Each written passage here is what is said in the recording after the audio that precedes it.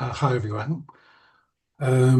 So I'm from CAG Consultants, and we did provide support to local authorities as part of the adaptation reporting process.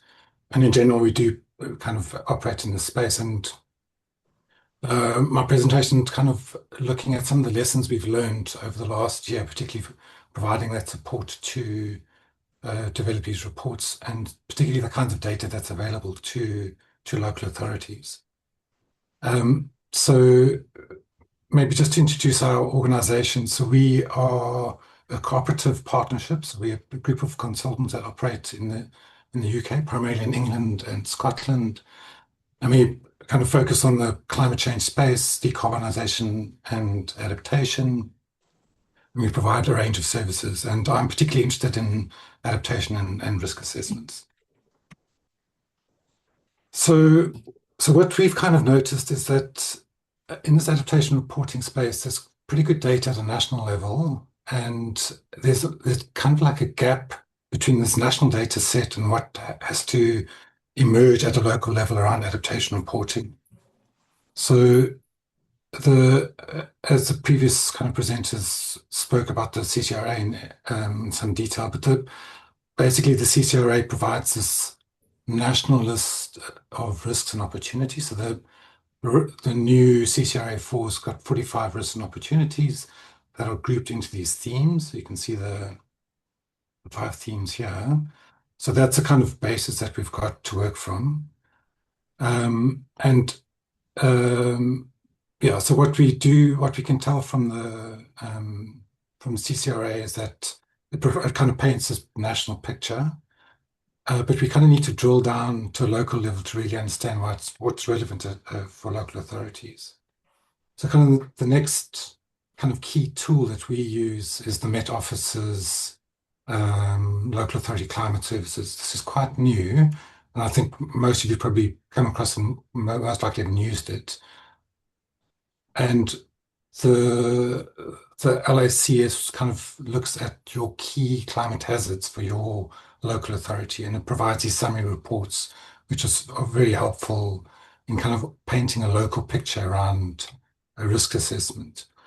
But this third point of which is it's still quite high level. It's like 12-kilometer grids. So it gives you an indication of what's happening locally, but it's not quite disaggregated enough. So this is the kind of data you get from the Met Office system. This image on the right is for Nottingham, where I'm based, and those grids show you how big the kind of spaces are in terms of this hazard assessment. And the kind of bullet list on the left is the kinds of information you'll get from the system. So it's about seasonal temperature and rainfall changes, so kind of high level hazard information really, but it's at a kind of a localized level. So the question and the place that we often play in is the kind of using that information to really understand what's happening locally. So we kind of need to move from these hazards of temperature and rain to understanding what is actually a local vulnerability around climate. So one of the problems is that there isn't a set method for doing vulnerability and risk assessments. But in general, so there's like the ISO standard, there's a guidance from the IPCC, even the National Risk Assessment hasn't a methodology, and they all kind of talk about the same concepts. There's these concepts of, are you exposed to risks? There's ideas around how sensitive you are to these risks, and then do you have capacity to adapt to them? So those are the kinds of principles that need to be considered when you do these risk assessments. And when we provide support to local authorities, we kind of discuss these two broad approaches. There's like a risk by risk assessment, and there's certain data that goes with that, or there's a climate vulnerability index approach. But ultimately, what we're just trying to work out is what is the priority. As Michael said earlier, that's really what you want to know is what is the priority risk for your area. And these approaches kind of do the same thing ultimately, is they guide you around what the priority should be in responding to risks. So just briefly, the risk by risk approach if I can give you an example, with the CCRA, this is the kind of draft list of risks for the CCRA4. And the second one is about risks to buildings and communities from flooding. So the idea is that you would kind of look through all of these risks individually at a local level to understand your vulnerability. And for that particular risk, there were those three elements I mentioned. So exposure, you look at the DEFRA flood maps. For sensitivity, you look at deprivation data or census data.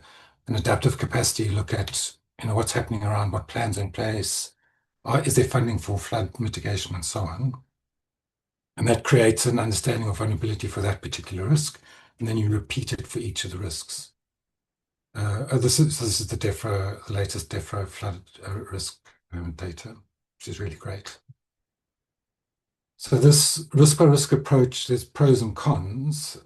The one big pro is that it's aligned to the national CCRA. So if you're doing a local risk assessment that is based on the CCRA risks, there's obviously very good alignment. And that then in turn allows you to compare to other local authorities if you're doing the same kinds of approaches. There's a lot of alignment that goes with using risk by risk approach. But the key thing is it covers all sectors. So it goes systematically through economy, through the environment, health and social, and those kinds of things. It really is very comprehensive. But the cons is it can be very time consuming because there's those 45 risks you have to go through. There isn't always data available. It can be quite difficult to find the appropriate data. And then the results tend to be local authority wide, particularly in the economic space where there isn't often disaggregated neighborhood level data. Yeah.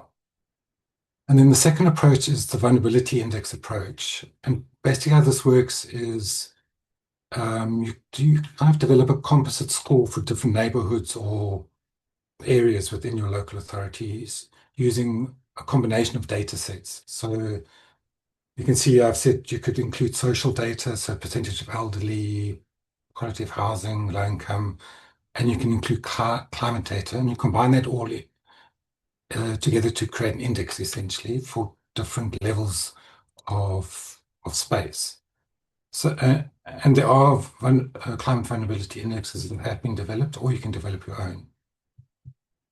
So one of the popular ones is the Climate Just Vulnerability Index, and they have very interactive maps. They've got a very well-defined methodology around developing their index, and the data's at an LSOA level, so you can really drill down within your local authority to see where the neighborhoods that are kind of vulnerable to climate change. So you can see in the slide, there's a neighborhood vulnerability index, and you can see which LSAs score particularly high around vulnerability.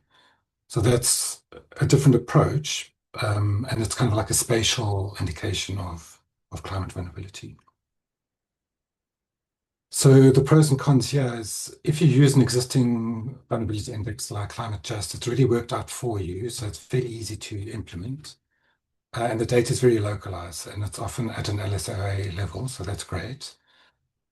The cons are it's typically focused on social vulnerabilities, so the economic data isn't that strong at a LSOA level, and environmental data as well. It's very much kind of tends to be a social focus, and also focuses on heat and flooding, and it doesn't cover all the risks in the CCRA. So it's almost like a higher level vulnerability assessment. So which approach should you use? It kind of depends a little bit about where you are in that adaptation planning process, what you want ultimately to put in like when we were doing the adaptation report support, because there's lots of flexibility in that report, we could just discuss which is the best approach. So it kind of depends partly what you want out of the process. But if you want to focus on specific areas or neighborhoods, maybe the index approach is better. If you want to do a sector-specific focus, the risk by risk assessment might be better. And this last point is they're not mutually exclusive. You can do combinations, which you are seeing local authorities doing. So just to go back to my original thoughts about this gap. So what we seen is that a key gap that can be filled with existing data is as a vulnerability assessment, depending on the approach you go for. And once you've done that vulnerability assessment, you're able to identify your priority climate risks, and that really forms the basis of the adaptation report. Because once you know what your priority risks are, your report gets designed to say, we're addressing this risk, and this is how we kind of addressing it. So yeah, that's kind of our lesson so far. And I just wanted to plug something quickly. We do a series, well, we've set up a series of free events around climate change adaptation reporting, and we are doing one specifically around the data that's used for adaptation reporting. So if you are interested, we are having this event in October, and I'll put a link to it in the chat.